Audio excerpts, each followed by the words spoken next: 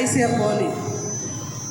2017 போனப்போ அங்கே வந்து எல்லோரும் பேசின பார்த்து இனியும் இந்த இடத்துக்கு நான் போக மாட்டேன், எக்ஸ்ரேம் சொல்ல போகல, அதில் குழந்தை கிடைக்கல, நான் போக மாட்டேன்னு சொல்லிட்டு முடிவு பண்ணிட்டு போனேன்.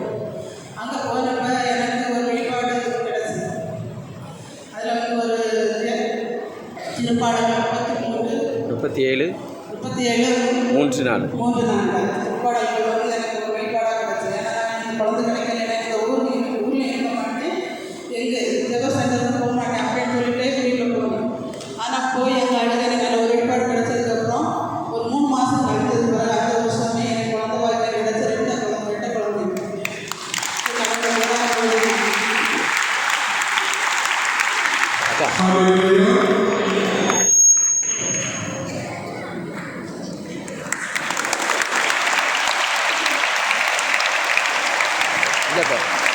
அவங்கள்ட்ட கொடுங்க, ஒரு கலையிலே சொல்லட்டும்.